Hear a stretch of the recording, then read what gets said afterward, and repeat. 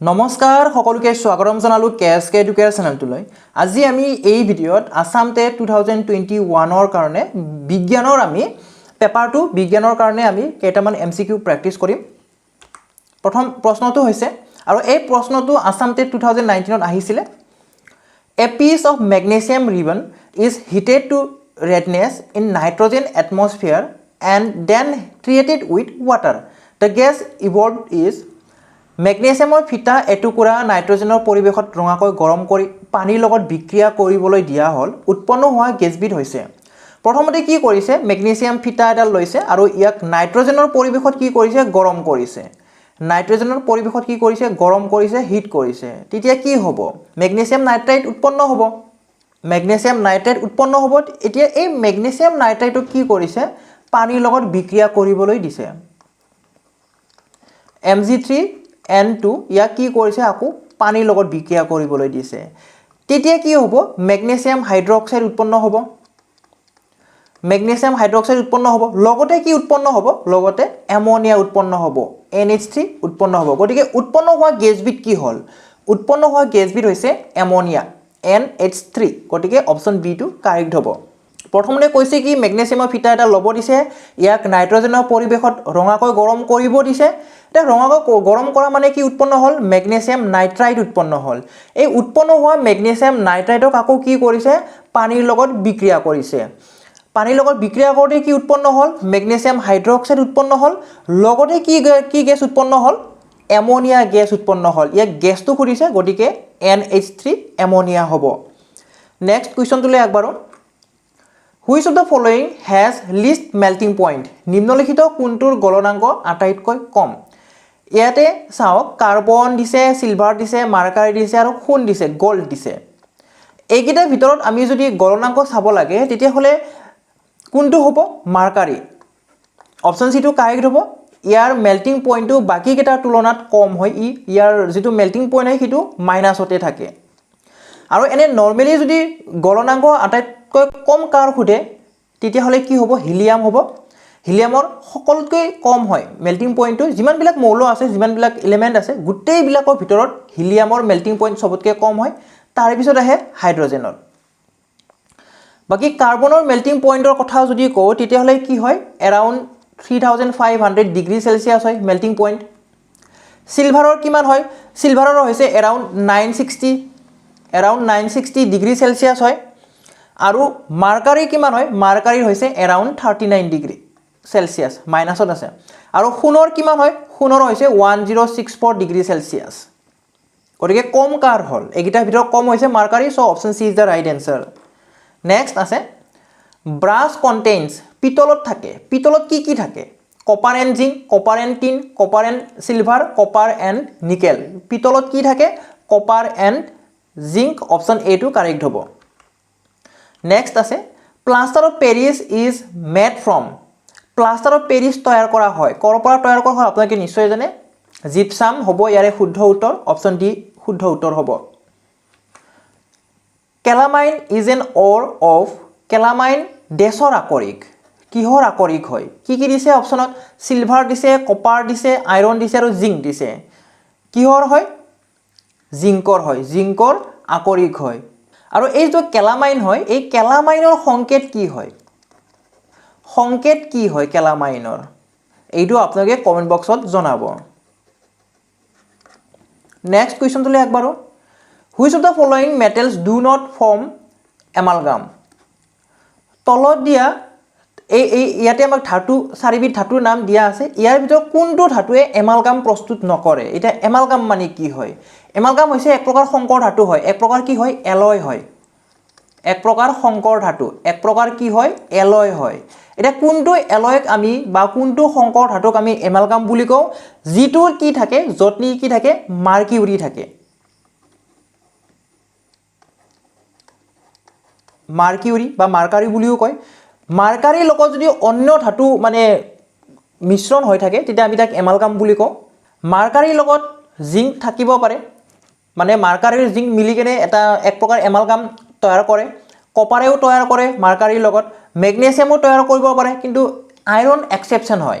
আইৰণে কি নকৰে মাৰ্কিউৰীৰ লগত বা মাৰ্কাৰীৰ লগত লগ লাগি কেনে ই এক প্ৰকাৰ এলয় তৈয়াৰ কৰিব নোৱাৰে গতিকে আমাৰ এনসাৰটো হ'ব অপচন ডি আইৰণ নেক্সট আছে দ্য চেন্ট্ৰিঅলছ আৰ এবসেন্ট ইন চেন্ট্ৰিঅল নাথাকে কোনটো কোষত চেন্ট্ৰিঅল নাথাকে মানুহৰ কোষত বেক্টেৰিয়াৰ কোষত উদ্ভিদৰ কোষত না জীৱ জন্তুৰ কোষত এনিমেল সেল কোনটোত নাথাকে অপচন সিটো শুদ্ধ হ'ব উদ্ভিদ কোষত চেন্ট্ৰিঅল নাথাকে নেক্সট আছে এ jet lands on an aircraft carrier at 60 meter per second what is its acceleration if it stops in 2.0 second এখন জেট 60 মিটাৰ প্ৰতি সেকেন্ডত এয়াৰক্ৰাফ্ট কেৰিয়াৰত অৱতৰণ কৰে যদি ই 2 সেকেন্ডত বন্ধ হয় তেন্তে ইয়াৰ ত্বৰণ কি যেহেতু বন্ধ হৈছে তো অবিয়াসলি আমাৰ ত্বৰণটো কি হৈ আহিব মাইনাসত আহিব গতিকে আমাৰ প্লাসটো ক্যান্সেল যাব যেহেতু কি কৰিছে ৰখাইছে মানে মাইনাসত আহিব আমাৰ ত্বৰণটো কি হৈ আহিব এক্সেলাৰেশনটো মাইনাসত আহিব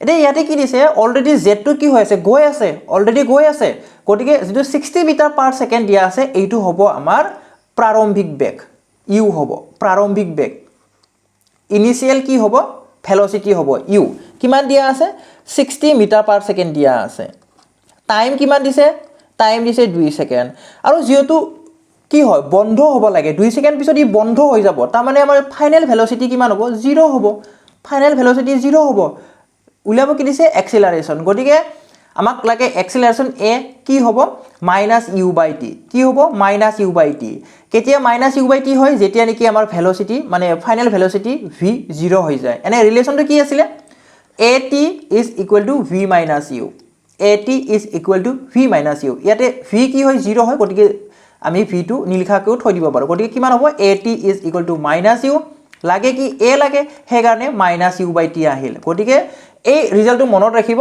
যেতিয়া আমাৰ ফাইনাল ভেলোসিটিটো কি হয় 0 হৈ যায় টাইম দিয়া থাকে আৰু ইনিশিয়াল ভেলোসিটি থাকে আৰু তাৰ পিছত যদি এক্সেলাৰেশন উলিয়াবলৈ দিয়ে তেতিয়া হলে এই যে ৰিলেশন হয় এটো মনত ৰাখি থৈ দিব acceleration is equal to -u/t গটিকে ইয়াতে কিমান আছে ইনিশিয়াল ভেলোসিটি কিমান আছে 60 আছে টাইম দিয়া আছে 30 গটিকে সৰি 2 দিয়া আছে টাইম গটিকে কিমান হ'ব -30 মিটাৰ পাৰ বৰ্গ সেকেন্ড মিটাৰ প্ৰতি বৰ্গ সেকেন্ড আহিব মাইনাসটো আহিব কৈছিলো মাইনাস আহিব বুলি যেটো গাড়ীখন মানে জেটখন ৰখাই দিছে সেই কাৰণে কোনটো আনসাৰ হ'ব অপচন এ টো কাৰেক্ট হ'ব নেক্সট কোৱেশ্চন এই কোৱেশ্চনটো আমাৰ আগৰ নিচিনা সেম হয় খালি ভ্যালু গিটা বেলেগ হয় এখন যে 30 মিটাৰ প্ৰতি সেকেন্ডত এয়াৰক্ৰাফ্ট কেৰিয়াৰত অৱতৰণ কৰে যদি ই 3.0 সেকেন্ডত বন্ধ হয় তেন্তে ইয়াৰ ত্বৰণ কি হ'ব এই কোৱেশ্চন নম্বৰ 9 ৰ আনসাৰ কি হ'ব আপোনালোকে এটো কমেন্ট বক্সত জনাব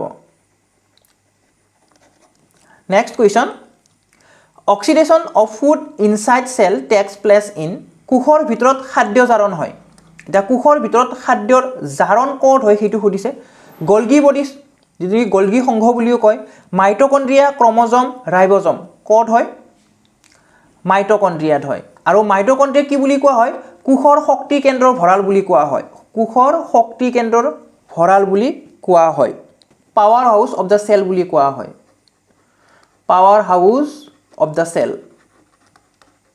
কোষৰ শক্তি কেন্দ্ৰৰ ভঁৰাল বুলি কোৱা হয় next question which one of the following organs converts glycogen into glucose and purifies the blood নিম্নলিখিত কোনটো অংগই গ্লাইকোজেনক গ্লুকোজলৈ ৰূপান্তৰ কৰে আৰু তেজৰ বিশুদ্ধ কৰে মানে তেজ বিশুদ্ধ কৰে কোনে কৰে যকৃত বৃক্ক হাওঁফাও প্লীহা কোনে কৰে যকৃতে কৰে এটো শুদ্ধ হ'ব যকৃত আৰু যকৃত কি হয় আমাৰ মানৱ শৰীৰৰ আটাইতকৈ ডাঙৰ অংগ হয় মানে ইন্টাৰনেল যেটো অন্ত হয় হেতু ডাঙৰ অংগ হয় ভিতৰৰ আমাৰ দেহৰ ভিতৰৰ আটাইতকৈ ডাঙৰ গ্ৰন্থি বুলিও ক'ব পাৰি বা অংগ বুলিও ক'ব পাৰি হেতু হৈছে যকৃত আৰু যদি বাহিৰৰ ফদে এক্সটাৰনেল খুদে তেতিয়া কি হ'ব স্কিন হ'ব স্কিন এক্সটাৰনেল হৈছে স্কিন আৰু ইন্টাৰনেল হৈছে যকৃত নেক্সট আছে beryllium sulphate is less soluble in water due to beryllium sulphate পানীত কমকৈ দ্ৰৱণীয় হোৱাৰ কাৰণ কমকৈ দ্ৰৱণীয় হোৱাৰ কাৰণ কি হয় বেৰিলিয়াম সালফেট যে পানীত কমকৈ দ্ৰৱণীয় হয় ইয়াৰ কাৰণটো কি হয় ইয়াৰ কাৰণটো হৈছে অত্যাধিক দাহ্য শক্তি হাই ইনফ্লেমেবল এনাৰ্জিৰ কাৰণে কি হয় বেৰিলিয়াম সালফেট পানীত কমকৈ দ্ৰৱীভূত হয় মানে দ্ৰৱণীয় হয় আৰু এই বেৰিলিয়াম যেটো সালফেট হয় এই বেৰিলিয়াম সালফেটটো কি হয় বেৰিলিয়াম সালফেটটো হৈছে white crystalline solid white crystalline solid হয় The radioactive element used in heart pacemaker is হৃদযন্ত্ৰৰ পেচমেকাৰত ব্যৱহৃত তেজস্ক্ৰিয় উপাদানটো হৈছে এটা পেচমেকাৰ কি হয় আপোনালোকে নিশ্চয় জানে ইয়াৰ বিষয়ে হৃদযন্ত্ৰৰ পেচমেকাৰত ব্যৱহৃত তেজস্ক্ৰিয় উপাদানটো হৈছে কোনটো হ'ব ইউৰেনিয়াম ডিউটেৰিয়াম প্লুটনিয়াম ৰেডিয়াম গতিকে ইয়াৰ ভিতৰত হ'ব প্লুটনিয়াম অপচন সি টো কাৰেক্ট হ'ব প্লুটনিয়াম নেক্সট আছে which among the following is the fundamental quantity নিম্নলিখিত কোনটো মৌলিক পৰিমাণ আয়তন সময় বেগ বল কোনটো মৌলিক পৰিমাণ হয় এটা মৌলিক পৰিমাণ বুলি কোৱাৰ লগে লগে ফিজিক্সৰ ক্ষেত্ৰত আমাৰ কেইটা মৌলিক পৰিমাণ আছে বা ফান্ডামেন্টাল কোৱান্টিটি আছে ফিজিক্সত সাতটা ফান্ডামেন্টাল কোৱান্টিটি আছে সেইবিলাক কি হয় লেন্থ দৈৰ্ঘ্য আৰু ইয়াৰ এককটো কি হয় এককটো হৈছে মিটাৰ একক কি হয় মিটাৰ হয় তাৰ পিছত আহিব হিট উষ্ণতা ইয়াৰ এককটো কি হয় কেলভিন তাৰ পিছত আহে টাইম সময় একক কি হয় সেকেন্ড তাৰ পিছত আহিব লুমিনাস ইন্টেন্সিটি একক কি হয় কেন্ডেলা মাস ভৰ একক কি হয় কেজি ইলেক্ট্ৰিসিটি কারেন্ট একক কি হয় এম্পিয়ার amount of substance একক কি হয় মল হয় এটা এইগিটা হৈছে আমাৰ ফান্ডামেন্টাল কোৱান্টিটি বাকিবিলাক আমি কি কৰিব পাৰো এইগিটাৰ সহায় লৈ কেনে বাকিগিটাৰ এককটো আমি দেখুৱাব পাৰো বা আমি খুচাব পাৰো যেনেকৈ ভলিউমৰ যদি কথা কও ভলিউমৰ একক কি হয় ভলিউমৰ একক হৈছে আমাৰ মিটাৰ কিউব বা কিলোমিটাৰ কিউব হয়নে যেনে আমি ভলিউমৰ এককটো মিটাৰ কিউব বুলি কলো কিহৰ সহায় ললো আমি দৈৰ্ঘ্যৰ এককৰ সহায় লৈছো সময়ৰ একক কি হয় সময়ৰ একক হৈছে সেকেন্ড ভেলোসিটিৰ একক কি হয় মিটাৰ পাৰ সেকেন্ড হয় গতিকে এই মিটাৰ পাৰ সেকেন্ড কিহৰ সহায় ললো আমি দৈৰ্ঘ্য আৰু সময় দুইটাৰে সহায় লৈ কেনে কি কৰিছো বেগৰ এককটো আমি খুচাইছো গতিকে কোনটো কাৰেক্ট আনসাৰ হ'ব অপচন বি টো কাৰেক্ট আনসাৰ হ'ব সময়টো হৈছে ফান্ডামেন্টাল কোৱান্টিটিৰ ভিতৰত এই সাতটা আছে length heat time luminous intensity mass electricity current আৰু amount of substance এতিয়া আইছো অন্তিমটো প্ৰশ্নলৈ which one of the following disease is caused by bacteria নিম্নলিখিত কোনটো ৰোগ ব্যাকটেৰিয়াৰ ফলত হয় অপচন কি দিছে টিউবাৰকিউলোসিস কিহৰ কাৰণে হয় ব্যাকটেৰিয়াৰ কাৰণে হয় গতিকে আমাৰ এনসাৰটো এ হ'ব লাগিব তাৰপিছত দিছে মাম্পছ কিহৰ কাৰণে হয় ভাইৰাছ স্মল পক্স কিহৰ কাৰণে হয় ভাইৰাছ ৰেবিছ কিহৰ কাৰণে হয় ৰেবিছ ভাইৰাছৰ কাৰণে গতিকে এই তিনিটা ভাইৰাছৰ কাৰণে হল টিউবাৰকিউলোসিস যেটো আমি সমুকৈ টিবি বুলি যে কও টিবি বেমাৰ সেই টিবি বেমাৰটো কিহৰ কাৰণে হয় ব্যাকটেৰিয়াৰ কাৰণে হয় মাইকোব্যাকটেৰিয়াম টিউবাৰকিউলোসিসৰ কাৰণে হয় এটা ভাইৰাছৰ পৰা এইটা মাম্পছ স্মল পক্স ৰেবিছ এইবিলাক ভাইৰাছৰ পৰা হয় ইনফ্লুৱেঞ্জা ভাইৰাছৰ পৰা হয় পলিও ভাইৰাছৰ পৰা হয় আৰু ব্যাকটেৰিয়াৰ পৰা কি হয় ব্যাকটেৰিয়াৰ পৰা কলেৰা টাইফয়েড গনৰিয়া এইবিলাক ব্যাকটেৰিয়াৰ পৰা হয় আজিৰ ভিডিওটো আমি ইমানতে সামৰণি মাৰিম আপোনালোকে সকলোৱে প্ৰেক্টিছ কৰি থাকিব আপোনালোকে ভিডিওটো লাইক কৰিব বন্ধুবৰ্গৰ সৈতে শেয়াৰ কৰিব আৰু যদি আমাৰ চেনেলটো এতিয়ালৈকে সাবস্ক্ৰাইব কৰা নাই সাবস্ক্ৰাইব কৰি ল'ব ভিডিওটো শেষলৈ চোৱাৰ বাবে ধন্যবাদ